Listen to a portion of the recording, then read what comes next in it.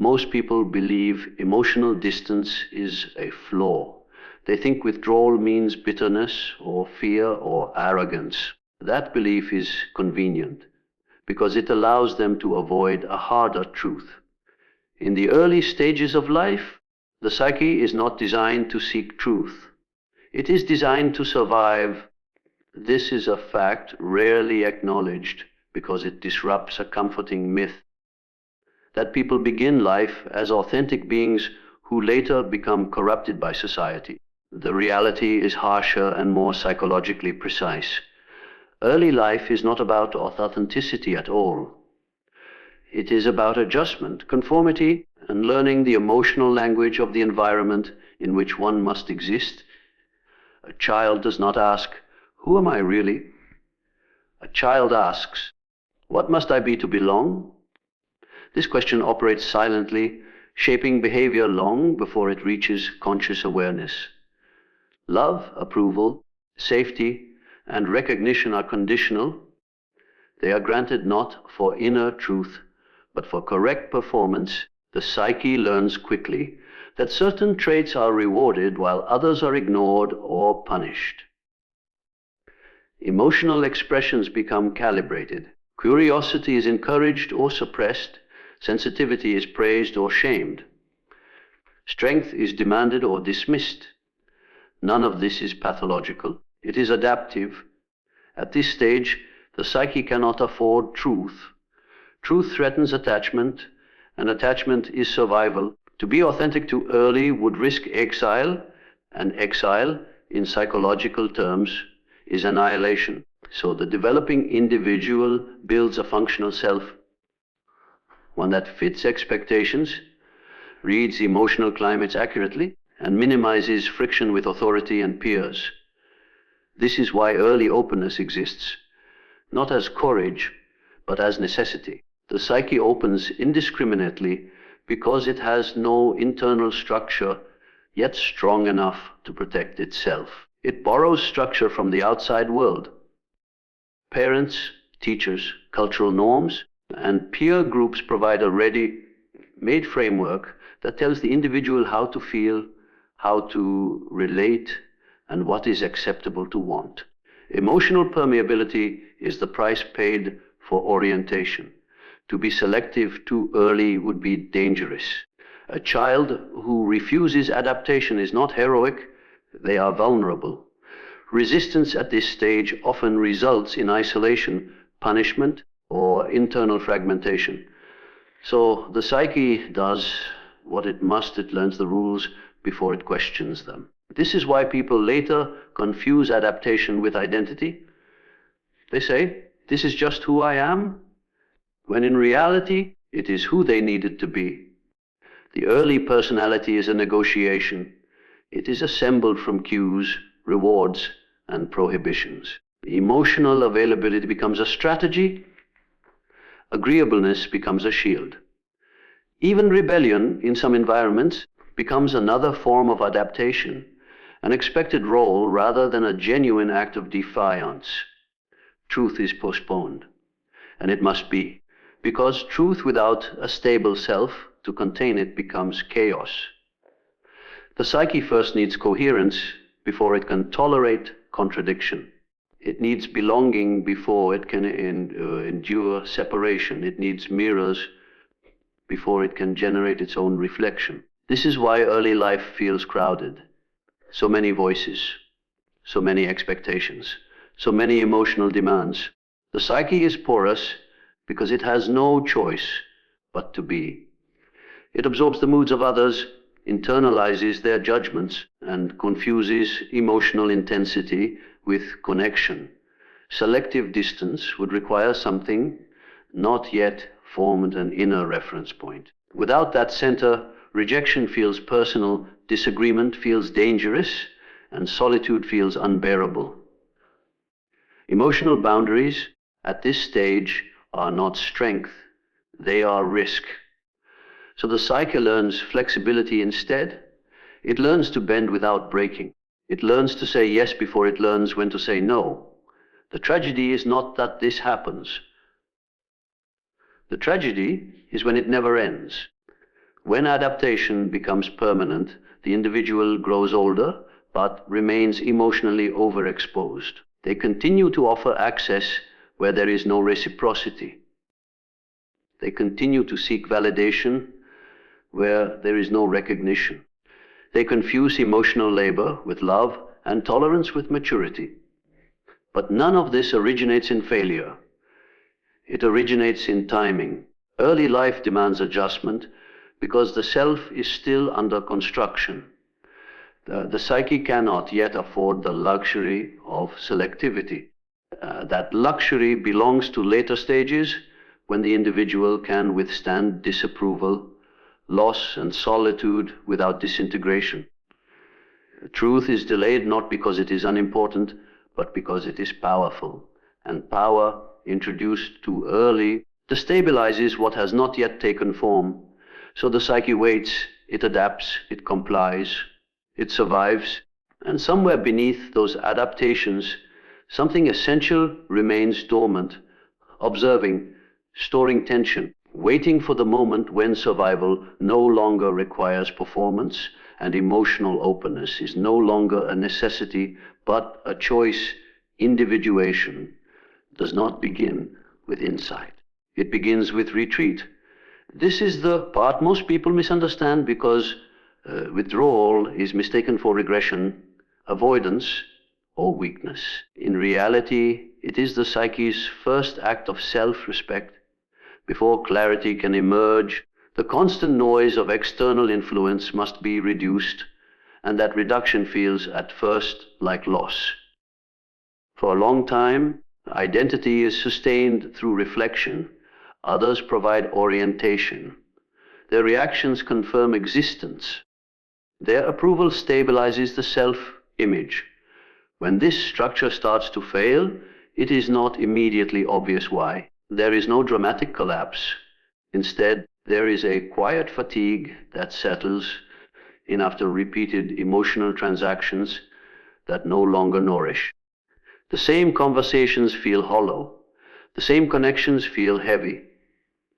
The same environments begin to drain rather than sustain. What once felt normal now feels invasive. The psyche does not articulate this at first.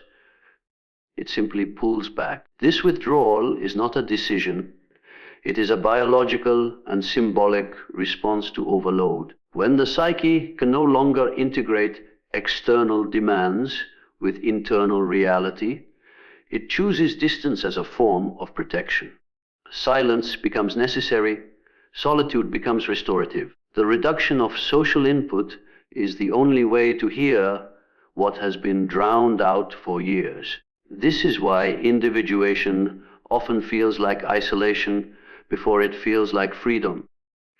The withdrawing individual does not yet know what they are moving toward. They only know what they can no longer participate in. Old roles feel constrictive. Familiar dynamics feel false. Emotional availability becomes selective, not out of superiority, but out of necessity.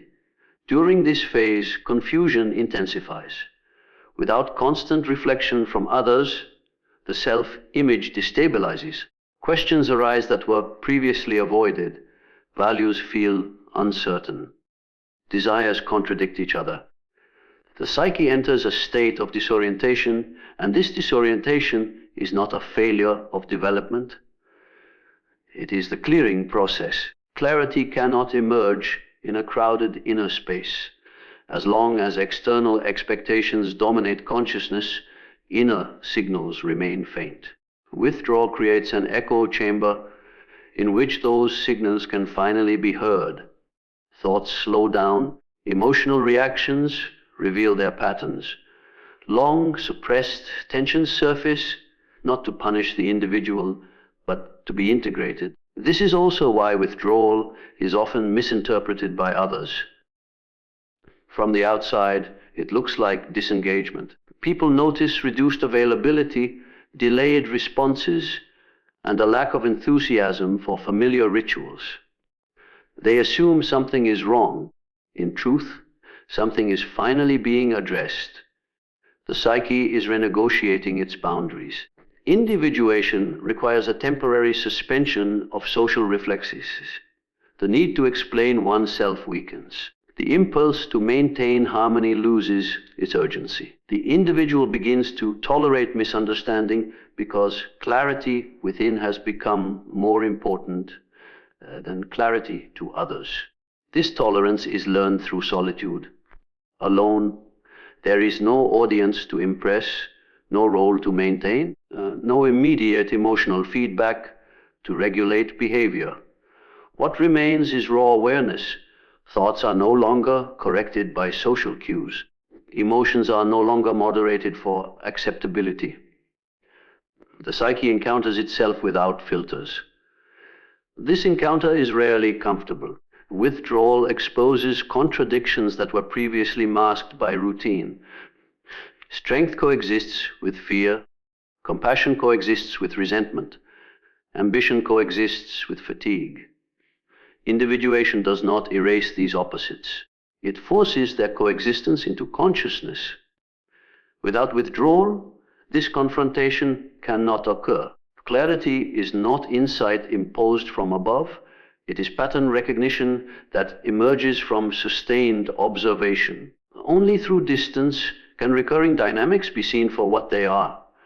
Only in silence do habitual reactions lose their grip. Only in reduced stimulation does the psyche reorganize itself around something internal rather than external. This is why attempts to shortcut individuation through constant self-improvement, social validation, or intellectualization fail. They keep the psyche externally oriented. They substitute activity for awareness. Withdrawal, in contrast, removes distraction. It creates a psychological vacuum. And in that vacuum, meaning begins to condense. Gradually, preferences sharpen. Tolerances narrow. What once felt acceptable now feels misaligned. This is not rigidity, it is refinement. Emotional selectivity emerges because the psyche has recalibrated its limits. The individual does not return from withdrawal unchanged. They return with fewer illusions and less urgency. Their relationships become quieter but more precise. Their emotional energy becomes conserved rather than scattered. They no longer seek constant affirmation because their reference point has shifted inward. Clarity, when it arrives, does not announce itself dramatically. It stabilizes. Decisions feel less reactive. Boundaries feel less defensive. Identity feels less performative. But none of this could emerge without the initial retreat. Individuation requires stepping away from the collective long enough to hear what was never allowed to speak, while belonging was necessary and emotional proximity was mandatory. A mature psyche is not defined by how many bonds it maintains, but by the quality of alignment within those bonds. Earlier in life, attachment is often confused with connection. Proximity feels like intimacy. Familiarity feels like loyalty. Emotional persistence feels like depth. These assumptions are not naive, they are developmental. The psyche learns closeness before it learns discernment. Attachment in its early form is rooted in continuity. The relationship matters because it has existed, not because it remains meaningful. History becomes justification. Time replaces truth. The individual stays emotionally invested not because resonance is present, but because separation feels threatening. This fear is not irrational. In an unintegrated psyche, attachment provides structure. It stabilizes identity. To lose connection feels like losing a part of oneself, so attachment is protected even when it becomes misaligned, draining, or symbolic rather than real. Maturity alters this orientation. As the psyche consolidates, it no longer relies on external bonds to confirm its existence. Identity becomes internally anchored. With that anchoring comes a shift in criteria. The question is no longer who has been here the longest, but who remains in tune with who I am becoming. Resonance replaces attachment as the organizing principle. Resonance is not intensity. It is coherence. It occurs when interaction does not require self-betrayal, emotional compression, or constant explanation. In resonant relationships, effort feels proportionate. Silence does not threaten connection.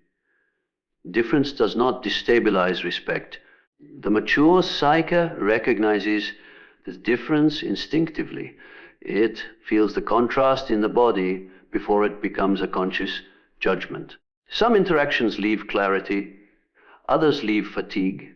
Some conversations expand awareness, others contract it. These signals were always present, but earlier stages lacked the stability to honor them. Attachment ignores these signals. Resonance depends on them. Choosing resonance requires tolerance for loss. Many relationships cannot survive this shift because they were sustained by dependence rather than alignment. When the individual stops over functioning emotionally, those bonds weaken. This is often misinterpreted as coldness or withdrawal. In reality, it is recalibration. The mature psyche no longer maintains proximity at the cost of internal dissonance. It does not stay connected to avoid guilt. It does not preserve access to prevent abandonment. It allows misaligned connections to fade without needing to villainize or justify. This does not mean the mature psyche becomes detached or indifferent. It means it becomes precise. Emotional energy is no longer distributed evenly. It is invested where there is mutual recognition, shared reality, and psychological symmetry. Resonance also changes the experience of intimacy. Earlier attachment seeks reassurance. It needs constant affirmation to remain stable. Resonant connection does not require continuous proof. It rests in mutual presence rather than constant exchange. The absence of contact does not trigger anxiety because the bond is not maintained through surveillance. This is why the mature psyche often appears selective. It does not engage reflexively. It does not fill silence. It does not pursue connection for its own sake. These behaviors are not avoidance, they are discernment. The shift from attachment to resonance also restructures emotional boundaries. In immature attachment, boundaries feel like rejection. In mature resonance, boundaries feel like maintenance. They preserve clarity rather than prevent closeness. They ensure that connection remains real rather than habitual. There is also a deeper ethical dimension to this shift. The mature psyche recognizes that staying attached to what no longer resonates is dishonest. It creates false continuity. It demands emotional labor without genuine presence. Letting go becomes an act of integrity rather than abandonment. This integrity extends inward. The individual no longer forces themselves to feel what they do not feel. They no longer perform emotional availability to maintain roles. They allow attraction, respect, and affection to emerge naturally or not at all.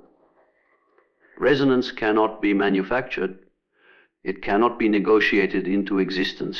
It arises when two internal worlds meet without distortion. The mature psyche understands this and stops trying to sustain connection through effort alone. What remains after this shift is not isolation, but clarity, fewer bonds but deeper ones, less emotional noise, but more psychological coherence. Relationships become places of rest rather than obligation. Attachment once served a purpose. It held the psyche together when internal structure was insufficient. But maturity renders it obsolete as a guiding principle. The psyche no longer clings to maintain stability. It listens for alignment and responds accordingly. In choosing resonance over attachment, The individual is not rejecting others. They are honoring the reality of who they have become and allowing their relational world to reflect that truth rather than the fear of losing what once felt necessary. Boundaries are commonly misunderstood because they are often formed in response to injury. When someone begins to say no, withdraw access, or limit emotional availability, observers assume fear is at work. They interpret boundaries as walls, as mechanisms of avoidance, or as signs of unresolved wounds. This misunderstanding arises because early boundaries usually are defensive, but mature boundaries belong to a different psychological category altogether. A defensive boundary is built to prevent harm. An integrated boundary exists to preserve coherence. Integration changes the function of limitation. When the psyche is fragmented, it either overexposes or overprotects itself. There is little modulation. Emotional openness becomes indiscriminate, or emotional withdrawal becomes rigid. Both are attempts to manage instability. Boundaries at this stage are reactions, not expressions. As integration progresses, the psyche becomes less reactive. It no longer needs to block everything or allow everything. It develops discernment. Boundaries begin to reflect an internal organization rather than fear of external threat. This is why mature boundaries feel calm. They are not announced loudly. They do not require justification. They are maintained without resentment. The individual does not feel the need to explain their limits because those limits are not arguments. They are facts of internal structure. A boundary formed from integration is not built against others. It is built around the self. It reflects an understanding of personal capacity, emotional rhythm, and psychological tolerance. The individual knows what they can engage with without distortion and what will destabilize them. This knowledge is embodied, not intellectual. It comes from having tested limits and observed consequences. Boundaries become symbolic expressions of this knowledge. They signal where responsibility ends. They define where influence stops. They clarify what belongs to the individual and what does not. Without such clarity, the psyche absorbs emotional debris from its environment. It becomes entangled in problems it cannot resolve and relationships it cannot sustain without self-erasure. Integration reduces this entanglement.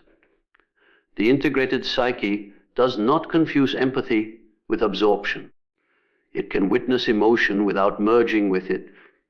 It can care without rescuing. It can be present without surrendering its center. Boundaries make this possible. They allow contact without contamination. This is why integrated boundaries often disappoint others. People accustomed to unrestricted access experience limits as rejection. They feel controlled by the new distance. But this reaction reveals a prior imbalance. The boundary exposes where one person was carrying more emotional weight than was sustainable. Integrated boundaries redistribute responsibility. They return emotional labor to its proper owner. They prevent unconscious contracts in which one person manages another's regulation. This shift can feel destabilizing to those who relied on emotional permeability to feel secure. The integrated individual tolerates this discomfort. They no longer collapse boundaries to preserve harmony. Harmony that requires self-betrayal is no longer acceptable. This does not mean boundaries become rigid. On the contrary, integration allows flexibility. The individual can adjust limits based on context without losing themselves. They can open when resonance is present and close when misalignment emerges. Defensive boundaries cannot do this. They are fixed because they are fueled by fear. Integrated boundaries are responsive because they are fueled by clarity. There is also a temporal quality to integrated boundaries. They are maintained consistently over time. The individual does not oscillate between over-giving and withdrawal. Their behavior becomes predictable, not because they are rigid, but because they are stable. Others know where they stand. This consistency reduces drama. It eliminates the need for emotional negotiations that arise when limits are unclear. Relationships become simpler, not easier, but cleaner. Expectations align with reality. Boundaries, in this sense, become symbols of inner unity. They demonstrate that the individual knows who they are, what they value, and how they function. They are not erected in response to crisis, but sustained as part of daily psychological hygiene. The most telling sign of integrated boundaries is the absence of guilt. When a boundary is defensive, it is accompanied by justification, explanation, and doubt. When it is integrated, it feels neutral. The individual does not experience themselves as cruel or selfish. They experience themselves as accurate. Accuracy replaces morality. Instead of asking, "Is this kind?" the integrated psyche asks, "Is this true?" Instead of prioritizing comfort, it prioritizes coherence. The result is not emotional coldness, but emotional reliability. Boundaries also reshape intimacy. True closeness requires clear differentiation. Without boundaries, intimacy collapses into fusion. With boundaries, intimacy becomes voluntary. Presence becomes chosen rather than obligatory. This choice restores dignity to connection. People meet as whole entities rather than as needs seeking resolution. Emotional exchange becomes mutual rather than compensatory. Boundaries make this possible by maintaining the integrity of each psyche involved. To mistake these boundaries for defenses is to misunderstand their origin. They do not arise from fear of closeness, but from the capacity to sustain it without losing oneself. They are the visible edges of an integrated inner world, quietly communicating where the self begins, where it ends, and how it remains whole while in relation to others. Loneliness is not an accident on the path of psychological development. It is an initiation. It appears not when the individual has failed to connect, but when previous forms of connection can no longer contain who they are becoming. This is why it feels so disorienting. The familiar sources of emotional nourishment lose their potency, yet no new structures have formed to replace them. At earlier stages, loneliness signals danger. It means exclusion, abandonment, or rejection. The psyche reacts with urgency. It seeks proximity, reassurance, and distraction. But in later development, loneliness takes on a different quality. It is quieter, heavier, and more persistent. It does not demand immediate relief. It demands understanding. This form of loneliness emerges when the individual has outgrown their relational environment. Conversations feel repetitive. Emotional exchanges feel scripted. Presence feels conditional. The psyche begins to recognize that closeness without recognition is a form of absence. At this stage, loneliness is not about being unseen. It is about being seen inaccurately. The individual senses that continuing to engage as before would require distortion. To belong would mean to regress. So the psyche chooses distance, not because it wants isolation, but because it can no longer sustain false proximity. This choice initiates the final test of emotional sovereignty. Without familiar attachments to regulate emotion, the individual must learn to hold their inner states alone. Anxiety can no longer be outsourced. Validation can no longer be borrowed. Meaning can no longer be confirmed through reflection in others. The psyche is forced to become its own witness.